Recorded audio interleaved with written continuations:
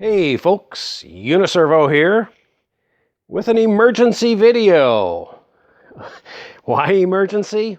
Well, I was helping a friend do some cleanup in his yard and storage and garage and all that kind of stuff. And he gave me a bunch of items to sell for him. Yeah, he's not too much of an internet guy, let's just say that. So I end up dealing things for him. Anyway, this very interesting item that I would like to make a video on here before it possibly disappears into the woodwork, never to be seen again.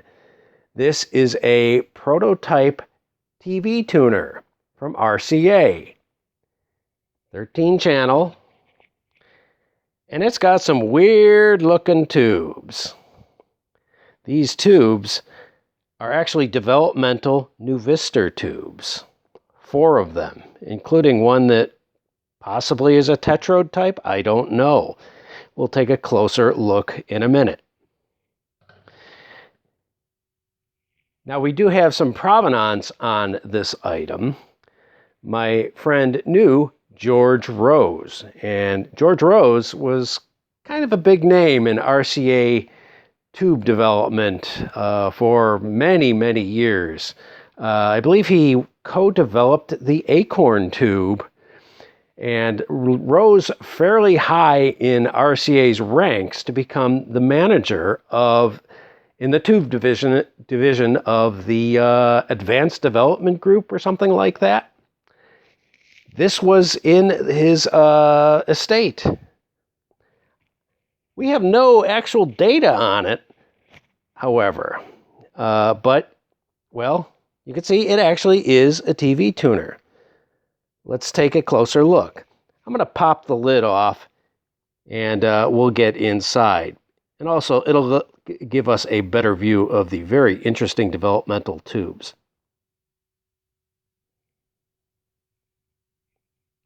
Okay, I've popped the lid off.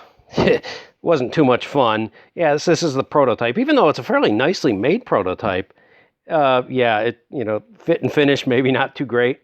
But let's take a quick look. You can see here we have the switch, and this is pretty small. You can see my fingers against the switch there. Yeah, this is a pretty small item.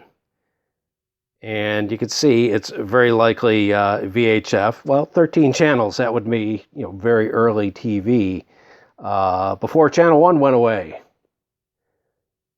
You can see the 300 ohm line in for the antenna and various power signal out. Who knows? We have no schematics on this, but let's see if we can take a close look at these Nuvistor tubes. Zoom up. There are no numbers other than hand scribbled numbers, like this one, 754, 764, handwritten in red ink, red paint probably. No idea. This one, no idea. Appears to be maybe a tetrode type. It's got a plate cap. This one is A159. Now, I think that is probably a developmental number. However, that seems pretty low for RCA at the time. So I don't know. And this one, 013. Let's swing it around, see if we can get a better look at the other side. Not great. Okay, this one has numbers too. 135. Now these are Nuvistors. Here, I'll remove one and we'll take a close-up look. Okay, here we are. It is indeed a Nuvistor. However, it's got a very, very unique base for Nuvistors. I can't explain that, to tell you the truth. This may be so early that they had not even kind of finalized how Nuvistors were going to work. But, well, another number here. Looks like blow. 810 maybe? I don't know. But yeah, who knows? You can't see inside being a Nuvistor. It's kind of a shame. I'll assume this is probably a triode because it does not have many pins. Looks like just 5 pins. We can look at the base now. Okay, here's the socket. Made by Cinch. I mean, they made a lot of tube sockets, including Nuvistor sockets. I bet you this was a custom job for them. But yes, it's got kind of all the hallmarks of what a Nuvistor is. Let's see if we can get a better look. I tried pulling this guy out, and it's kind of really, it's in there pretty good, and I don't want to break anything, so it's just going to have to be like this. I'm sorry. But yes, it appears to be a early plate-capped Nuvistor. I'm assuming it's a plate cap. It might be a grid cap. It seems like it's connected right to that slug-tuned coil. And just a closer look at the switches here. See nice silver button contacts there, the wipers. And yeah, the switch wafers turn. Looks like the switch wafers turn, and the actual wipers don't.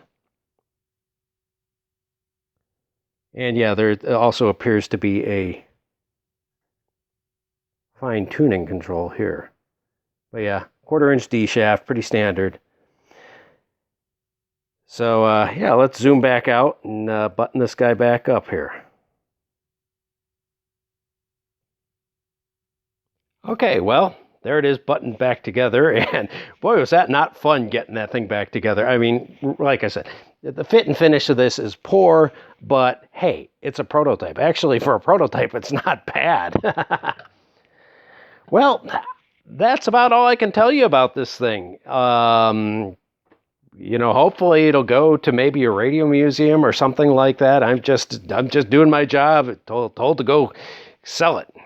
So I don't know much more to say about this. The history, if it ever went anywhere, went into production. The tubes probably never got into production in this form, of course, because Nuvistors look very much different, the production ones. So, well, that's what I can tell you. If you have any comments, leave them below. If you know anything about this, yeah, please share it to the world. All right, hope you liked the video. Yeah, go and subscribe and all that kind of good stuff. Share this around maybe, and maybe we can figure out more about this. And all right, well, click the likes too. You do all the standard YouTube stuff. Once again, thank you to my Patreon patrons on my Patreon account. I do have a Patreon account, and yes, you can help me a lot. Just even $1 a month helps me a whole lot. And well, yeah, share the video, like the video. Let's see, Twitter. Yeah, I'm on Twitter too. Uniservo is the handle there. And follow me for announcements and other goofiness. Okay, well, hope you like the video. I got to get back to work. Bye-bye.